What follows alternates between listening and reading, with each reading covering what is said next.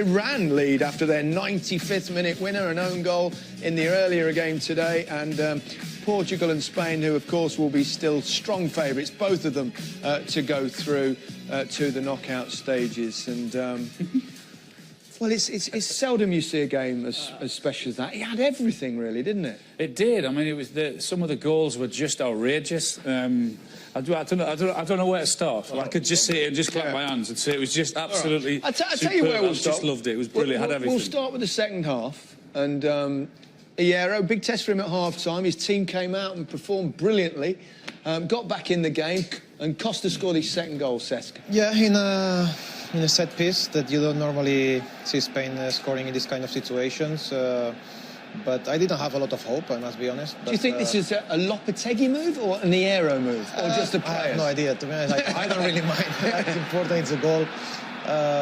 Very well taken, Busquets, and Diego being where he has to be. Yeah, it was really, really well worked from Spain. Ball into the box, header at the far post and across, and Martinez didn't stay with Costa on the edge of the box, and he was quicker and sharper than we got there before him. I think it'll be very unlikely that we'll see many better goals than Nacho's that gave Spain the lead, Rio. I think it was a great hit. I think I need to leave to these guys who hit balls like this more often than me to explain the technique and stuff. But Ronaldo here, I mean, his body language here was, you wouldn't be happy with that. Oh, come on, what are you doing? You're picking on him. He scored a hat-trick. But here... He's saving himself. Don't worry, I'm going to go overboard later, don't worry. But what I would say is here, they were, like... It was almost taking the mickey here at the Portuguese team. The way they play here, tiki-taka football, they're renowned for playing in short bursts over small areas. I mean, it was just intricate football. But this technique here, that he's cut the ball underneath to the side of it, and the technique to keep it down there was fantastic. That's not half volley. That ball's on the up. That's so difficult to keep down. That's what you call a sweet spot, isn't it? That is right on it. Once you hit it, I think you know that it's perfect. Yeah, you can just feel it, can't you? He's just caught it perfect. Brilliant. I'll tell you, well, that's too good just to have 3 or 4 replays. I think we need to see that again a few times. Go on, can we? Oh, well played. They're on it. I did bend on it, hasn't it? Look. I did score one of these in training, you know. In my dreams, but no, what a strike. I mean, he'll be loving it. His first goal for his country, by the way, so what a way to do it. Really lovely. I think Mr. Shearer might have smacked 1 or 2 in his career. And then it started, we thought it was drifting towards a comfortable Spanish victory in the end. And then he did it. Ronaldo. It was his 45th free kick. This was the one in the first half. That was his 44th free kick in major tournaments without scoring. So you think maybe he won't even take this one, but you know he's going to take this one. Well, one or two will question why I said at half-time he needs to work on his free kicks. That's why I said it, because it's his 45th attempt in major championships, as you say, without and 45th time lucky. And what a strike! And his 51st hat-trick, which was also the 51st hat-trick in World Cup history, actually. I think if you can look at that technique, the way he hit that ball, that's been something that I've seen change. He's hit it on the side with the instep of his foot. He normally hits it on the straight on. He runs straight up to the ball, and that was a difference. Cesc mentioned it before. He hit it. If he hits it with the inside of his foot, he's got more of a chance of scoring. He had a lot of success in his early days, particularly at Manchester United, Rio, didn't he? With that one that they hit the adapter, they call it. But he used to hit it. He used to run straight on and hit it straight on sometimes. But he used to mix it up, which made it even more difficult for the goalkeepers. And of late, he's been really hitting it straight on. And that was great players are adaptable. They're flexible and they change their routine. And he's done that today. I mean, it wasn't just the second half that because it was the first. Let's remind ourselves about how it all got going. It was really early, wasn't it? About 3-4 minutes in. Penalty for Portugal. Ronaldo won it and Ronaldo took it. He did. He had the defender Nacho exactly where he wanted him, one-on-one. And he said, "Come on, tackle," and he was stupid enough to do that, and it was definitely a penalty, and he took it away with ease. There goes smiles at Nacho there. Nacho got his revenge later at some point, didn't he? That was 4. Then it was 1-1. Diego Costa, we talked before the game, didn't we, about they had to adapt to his style of football, and they certainly did that here with Busquets. Yeah, I'm really happy for Diego. This was a big day for him, big game. and he's got a lot of stick in the last 4 years, doubting him if he was the right man. And tonight, he proved that he really is the main man. Yeah, you've played with him, Cesc. What's he like? I mean, we see him, don't we? We see this person that is unbelievably competitive. He can drive you crazy at times. He's got obviously very hot-headed. What is he like as a bloke? As a bloke, he's fantastic. Really? Fantastic for the dressing room. He's always asking for togetherness. He makes jokes. He's a positive guy. He has a lot of influence inside the dressing room without speaking any English. You don't know how he does it, but he really was a leader. Yeah. I mean, you wouldn't want to play against him, would you, Ria?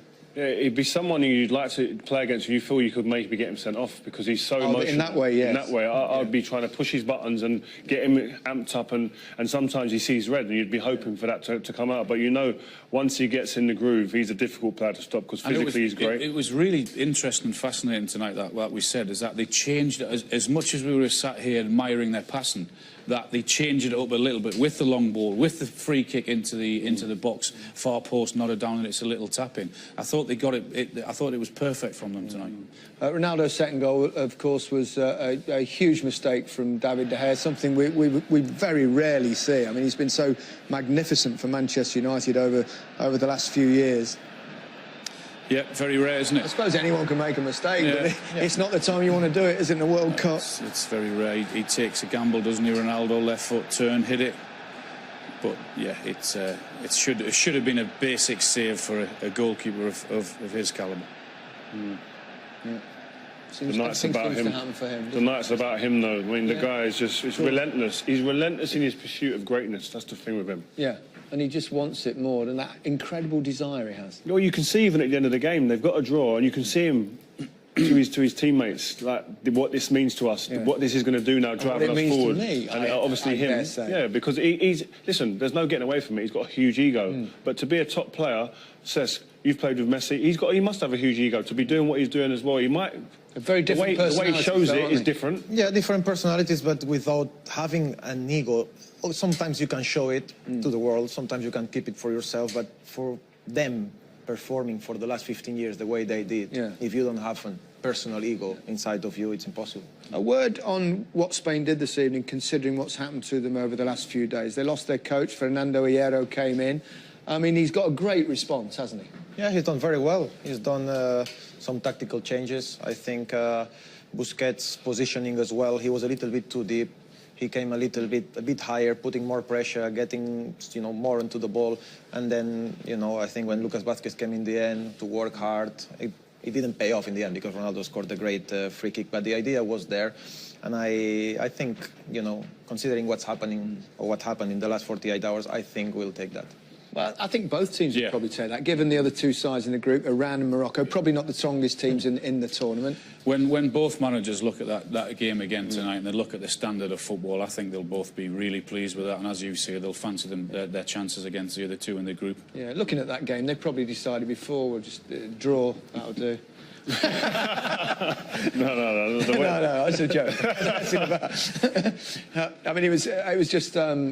I think one of the best World Cup games I've certainly in a group stage. I think especially as it's your first game, because we all know going into a tournament, you play your first game, you're a bit tentative, you're a little bit apprehensive about how it's going to go. You don't want to lose, and you kind of shut up sometimes and you come up. But these two teams, from word go, especially Portugal, when the game started, they played so open, expansive, attacking on the front foot, and it's such a contrast to what you normally see. And the other thing as well is it all goes well for the rest of the World Cup, doesn't it? Because I think the teams that have been very successful in certainly in club football in recent years, we've seen it like Manchester City this season, Real Madrid, Barcelona, in Europe at times, the teams that have been successful are the ones that are playing with freedom and flair and attacking style. Well, when we did the preview show the other evening, we were sat here thinking we hope it's going to be a World Cup that the stars are allowed to shine, are allowed to play their great football and touch and technique, and rather than be smothered up by teams sitting deep and trying to draw teams on. But that was a classic example tonight of two very good teams going for it. Let's hope that game's not just a one-off, Cesc.